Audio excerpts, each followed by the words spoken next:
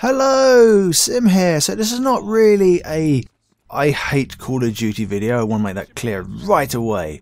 Now, yes, frustrations. And we all know that launches never go smoothly. And sometimes I can find that very confusing for why. Now, especially considering that this particular game had a beta 2 months ago with 2 weekends of effectively like 10 days worth of testing by the community on maps, so all the netcode, server loading, all that jazz should have been ironed out and it should be fantastic. Now on the whole, I have been enjoying this game and you can see some very nice Xbox One footage in the background. Now, obviously the PS4 is the lead platform, so you expect all the patches and services and updates and all that stuff to be the focus of support. Sony gets it first because they paid all the extra money. And last night, I tried a party stream for the first time. I'd been gaming only in the parties of 2 because I know gaming in the party is always a little bit like that when it comes to Call of Duty at the beginning of a launch. Just down to the way that the netcode works or the lag compensation.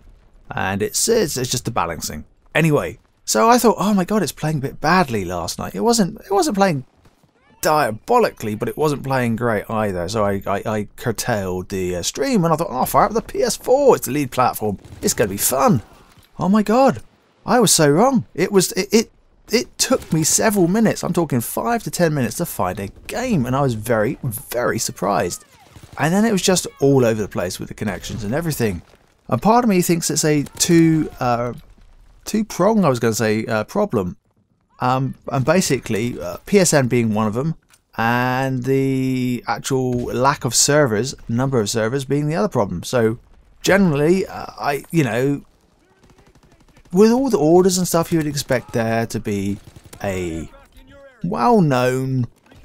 We know the number of players who are going to play this, and we know that, let's say, 60% of those who buy the game are going to play multiplayer, and the other 40% always play single player, for example, because we know that statistically from years worth of COD data and sales that we've got. So we know as Activision that kind of data.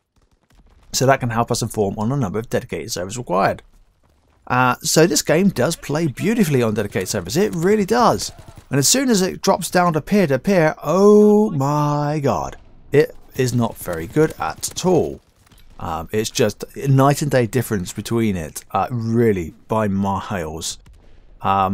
So, having experienced this last night, I could understand then why there was such interest in my streams and people go, but how are you playing so well? I'm playing on Xbox right now. And the Xbox Live, anybody who's dual console will be able to confirm this. Xbox Live just has better quality of service when it comes to the network infrastructure Microsoft has invested. Sony hasn't. I'm sorry, that's the case. And it's a shame, and it makes me ask myself, will I buy Call of Duty for the PS4 in the future? I know we're only 3-4 days in, but it starts to plant some seeds, and I don't know what's going to happen. Anyway, so I know a lot of you guys are looking for some tips. So I'm going to quickly cover the main salient points that I have covered in streams and stuff, but I obviously appreciate not everybody's going to be watching those streams. So for those of you who've got Netduma, you want to make sure that your congestion control is set appropriately to give you the lowest ping and the highest buffer bloat, whether that be A+A or B, depending on where you live and all the rest of that jazz, to get the lowest ping on a consistent basis. So run your quick tests with preemptive and reactive, go through the percentages, go 99%, 90, 80, 70, all the way down to 10%.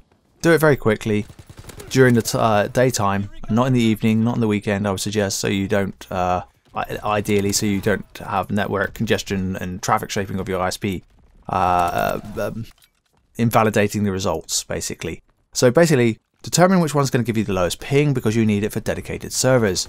Also, because it's a launch game still and not all the servers are known, set your ping assist value to at least 10 milliseconds higher than the ping you traditionally get to your nearest dedicated server. That will then ensure that you pick up dedicated servers that are not known about at this time. Also, geofilter, just make sure it's right and optimized. It's more important for peer-to-peer, which you're getting a lot of on the PS4 from my experience last night. Forget dedicated servers, but I think they were continuously booting on and off, doing maintenance, and then actually we're going to take them offline again and do some more maintenance. And oh, really? I was quite surprised. Any of you who follow me on Twitter will know that, because you would have seen my frustration last night. I didn't really want this to be a rant or anything, but hey, that's the way the game was currently playing. But I was quite surprised. And the other thing, make sure you got strict mode enabled, especially with peer-to-peer being heavily prevalent at the moment, unfortunately. Certainly on the PS4, from my limited experience on the PS4. Predominantly right now I'm playing on Xbox, and I'm about to unbox my Xbox One X. So expect a stream later on tonight. I hope you enjoyed it, or maybe let me know what you think down in the comments below. I'd really like to know what you guys think. Until next time, this has been Sim.